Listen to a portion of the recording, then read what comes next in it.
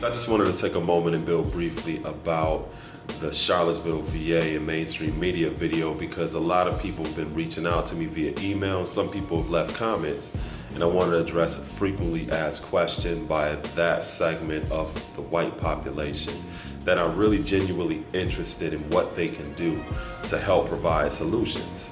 So the first thing that I would encourage those of you to do is to gain knowledge, so that that knowledge serves as the proper foundation and premise upon which you can engage segments of the population that are considered minority, underserved, and diverse. Keep in mind that we grow up in a society where the mainstream narrative that we oftentimes get assimilated into, get indoctrinated with in schools does not reflect or represent the minority or underserved segments of our population. And that would be synonymous with being in a room of 1,000 people and having 3 people that don't reflect the other 1,997 people. And oftentimes when you're in that room as a minority, the programs were not created with your input. The decorum of that room was not designed with your input. The subject matters or the keynote speakers probably don't reflect your views. And oftentimes it is quite possible that the majority of the people in that room may have been networking and socializing and have never witnessed that you were actually in that room. And that is oftentimes what it feels like being in America, where you represent an underserved segment of the population or a minority group. A lot of our customs, our traditions, our values, what's important to us, what we feel is not reflected in the mainstream media or narrative. And what oftentimes happens because of that is people grow up very ignorant to who I am and what I think and how I feel about certain things, because you're not going to learn how I think and how I feel usually in the educational curriculum, because our input wasn't a part of creating that curriculum. You're not going to oftentimes see our views reflected in the institutions, because a lot of those institutions may have been built or are historical landmarks when a lot of my people were actually enslaved.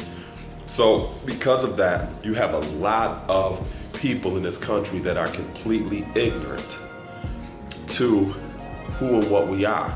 So the first step in regards to minimizing that ignorance is to get knowledge, which means you really have to take an anthropological approach towards immersing yourself in the culture and learning about who and what my people are and other different segments of the population that are considered minority groups and underserved segments of our population.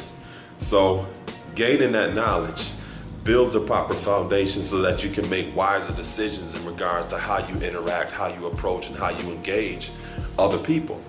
Because there are some people that have grown up their entire life that do not know what's appropriate, what's inappropriate in regards to engaging someone like me.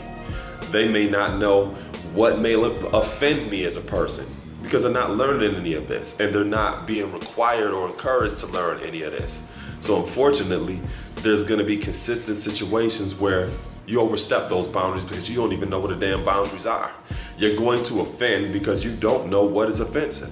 And you have a lot of white people that consistently engage minority groups or people that look like me and discover those boundaries just based upon the fact that you were never exposed to who and what I am. So again, it starts with education.